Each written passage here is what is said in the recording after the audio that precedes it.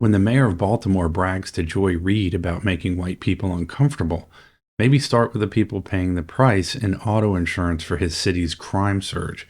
Stick around to the end to find out why you're the one footing the bill. Take a look. More than 100 cars hit in a robbery spree in just one night. You're looking at one of them right behind us. And now a 16-year-old is charged in the case. Thank you for joining us. I'm Michelle Marsh. And I'm Scott Thuman. Today, harsh words from a Maryland police chief who says kids who commit crimes, including this very suspect, are being released without consequences. It's a concern that 7 News has been covering for years now. Maryland Bureau Chief Brad Bell first reported on this crime spree 3 weeks ago, and now he has the update from Laurel. It was like this all across Laurel. More than 120 victims waking up May 4th to find their car windows smashed. My wallet, everything is gone. They took money out my wallet. The thieves caught on camera breaking glass, stealing what they could in Laurel, Howard, Anne Arundel, and Prince George's, hitting, and that number is worth repeating, 121 cars in one night. It took police a couple weeks, but last Friday, Laurel Police Chief Russ Hamill says his detectives found the leader of the group of thieves, the guy driving the stolen car in those security videos. We arrested a young man, 16 years of age, and managed to link him to all 121 events throughout the region.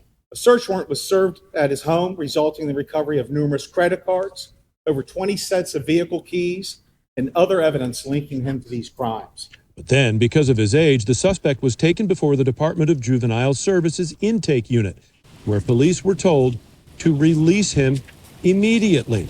Hamill today speaking out about Maryland's catch and release juvenile policies. I have little hope there will be further accountability for him due to this broken system. They consider this a lower level crime.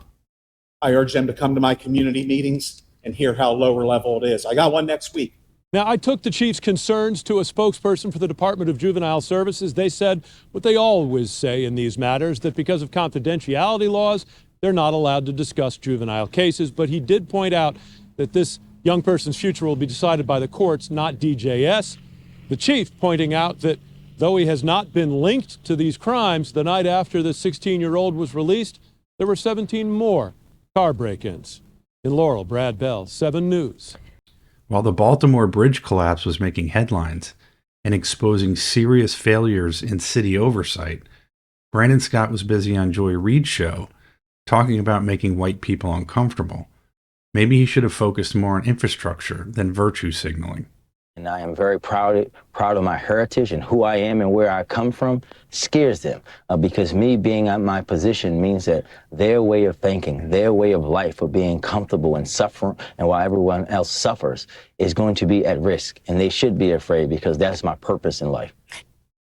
Even though the 120 plus break-ins happen in Baltimore, a person in Florida may see their premiums tick up. That's because the financial losses from these crimes ripple out through the insurance system, and insurers make everyone pay to absorb the damage. It's a hidden tax on responsibility, and it's one more reason why many people feel the system is punishing those who play by the rules. So here's the lesson. When politicians like Brandon Scott keep getting elected, your cost of living keeps climbing. From insurance hikes to failing infrastructure, it adds up fast. Eventually, it won't just be hard to drive to work. It'll be impossible to make enough to feed your family. And that's the goal.